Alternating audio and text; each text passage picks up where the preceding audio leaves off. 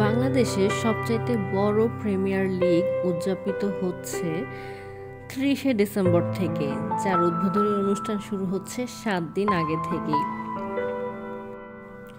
বাংলাদেশের একমাত্র জনপ্রিয় টুর্নামেন্ট বিপিএল শুরুর দিকে যতটা জনপ্রিয় ছিল, ধীরে ধীরে কিন্তু তার জনপ্রিয়তা বেশ কমে এসেছে, হারিয়েছে আপন সক্রিয়তা, হারিয়ে গেছে পুরনো সেই জৌলস। তবে পরিবর্তন ঘটেছে রাজনৈতিক অবস্থার, যে পরিবর্তনের হাওয়ার প্রভাব পড়েছে দেশের ক্রিকেট অঙ্গনে। নতুন কিছু আশা নিয়ে দেশের মাঠে গড়াচ্ছে বাংলাদেশ প্রিমিয়ার লিগ বিপিএল, যেখানে রয়েছে চমক। এবার নানা সূত্র থেকে জানা গিয়েছে এবার জাঁকজমকভাবে উদ্বোধন হবে এই বিপিএল উদ্বোধনী অনুষ্ঠানের। আর উদ্বোধনী অনুষ্ঠানের মঞ্চ কাঁপাতে আসবে হলিউড এবং বলিউডের তারকারা, সাথে থাকছে দেশীয় শিল্পী এবং ব্যান্ড।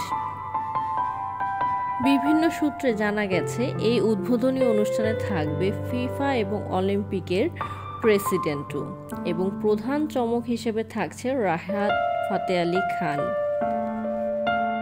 বিভিন্ন সূত্রে জানা গেছে রাহাত ফাতে আলী খানকে বাংলাদেশে আনতে দিতে হয়েছে মোটা অঙ্কের টাকা, যেটা নাকি ৩.৫ কোটিরও বেশি।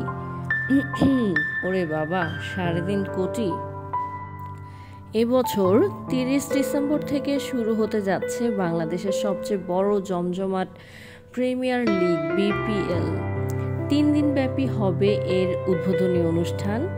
ঢাকা সহ চট্টগ্রাম এবং সিলেটেও অনুষ্ঠিত হবে এই আয়োজন। গাইবেন দেশি বিদেশি নানা শিল্পী, যেখানে বাংলাদেশের আছে আসিফ আকবর, মুজা, জেফার, ওয়ারফেজ সহ আরও অনেকেই। বাংলাদেশ প্রিমিয়ার লিগের মূল আকর্ষণ হচ্ছে এবছর বিপিএল এর থিম সং।